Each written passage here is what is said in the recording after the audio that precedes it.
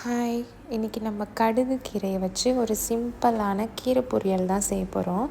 கடுகு கீரையோட ஃபோட்டோ நான் உங்களுக்கு முன்னாடியே போட்டிருக்கேன் பாருங்கள். அதை நல்லா அப்படி பொடி பொடியாக கட் பண்ணிக்கணும். பச்சை மிளகாய் காரத்துக்கு, ஒரே ஒரு வெங்காயம்.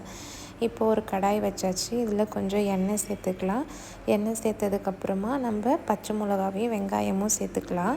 கடுகு கீரை டவுனில் கிடைக்கும்னு நினைக்கிறேன், வில்லேஜ்லேயும் கிடைக்கும். நீங்கள் ட்ரை பண்ணி பாருங்கள். இந்த கீரையில் உள்ள நன்மைகள் என்னன்னு பார்த்தீங்கன்னா, போன் ஸ்ட்ரென்த்து, அதுக்கப்புறமா ஹார்ட்டுக்கு ரொம்ப நல்லது. தைராய்டு பேஷண்ட் சாப்பிட்லாம்.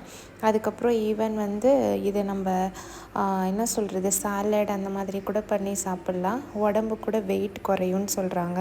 மறக்காமல் நீங்களும் இது கிடச்சிச்சின்னா ட்ரை பண்ணி பாருங்கள். ரொம்ப நல்லா டேஸ்ட்டாகவும் இருக்குது. அதுக்கப்புறம் இதில் 2 குண்டு மிளகா காரத்துக்கும் சேர்த்துருக்கேன். அதை லைட்டாக வதக்கி விடுங்க. எதுவும் நம்ம சேர்க்க போகிறதில்ல, இவ்வளோ தான். இதை நல்லா வதக்கி விட்டு அப்படியே சாப்பாட்டில் பிசைஞ்சு சாப்பிட்லாம், இல்லைன்னா பொரியலாகவும் வச்சு சாப்பிட்லாம். இது ஒரு மாதிரி ரொம்ப டேஸ்ட்டாகவும் இருக்குது, டிஃப்ரெண்ட்டாகவும் இருக்குது. ஏன்னா இந்த கீரையோட இலை லைட்டாக தித்திக்கிற மாதிரி இருக்குது. பட் நம்ம இந்த மிளகாலாம் சேர்த்துருக்கிறதுனால அந்த ஸ்பைசினஸ் அதோட இறங்குறதுனால அந்த டேஸ்ட்டும் அதோட ஈக்குவல் ஆகிடுது. ஸோ நீங்கள் இது ட்ரை பண்ணி பார்த்துட்டு பிடிச்சிருந்தா கமெண்ட் பண்ணுங்கள், சப்ஸ்கிரைப் பண்ணுங்கள். பாய்.